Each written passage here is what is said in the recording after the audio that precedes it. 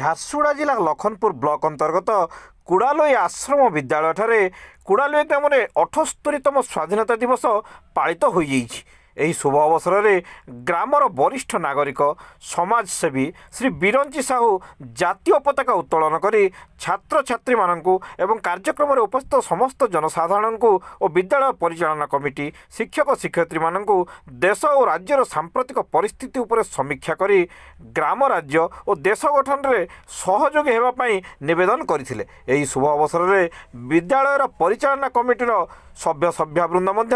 ଉପସ୍ଥିତ ଥିଲେ। ସାମାଜିକ କର୍ମୀ ଜୟକୃଷ୍ଣ ପଟେଲ, ନାରାୟଣ ପଟେଲ, ଉତ୍ତମ ସିଂ, ତହସିଲ ପଞ୍ଚାୟତ, ମହିଳା ସ୍ୱୟଂ ସହାୟକ ଗୋଷ୍ଠୀର ସଦସ୍ୟମାନେ ଏହି ସ୍ୱାଧୀନତା ଦିବସ କାର୍ଯ୍ୟକ୍ରମରେ ଯୋଗ ଦେଇଥିଲେ। भारत कौन जनसंख्या कम थिला ना धन कम थिला नुहे चिड़िया सोने के चिड़िया बोले कह जाता भारत अस्त्र शस्त्र ज्ञान ना ज्ञान पृथ्वीर प्राचीनतम ग्रंथ वेद भारत विश्वर सब बड़ विश्वविद्यालय थिला नालंदा विश्वविद्यालय भारत में सारा पृथ्वी लोक ये पाठ पढ़ा आसुले तो ज्ञान कम ना सब सुधा भारत दीर्घ हजार हजार वर्ष धरी पराधीन होता इंग्रेज मान 200 वर्ष धरी पराधीन करते कारण कौन केवल गोटे जिन अभाव देशभक्तिर अभाव जिते जिते सामान्य जनता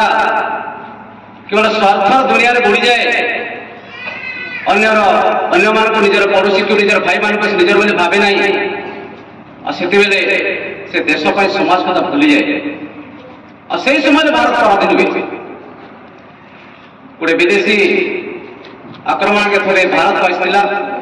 देखला गोटे घोड़ा चलुची गोटे क्षेत्र आउ जड़े गला क्षेत्र आउ गोटे खेदीदेला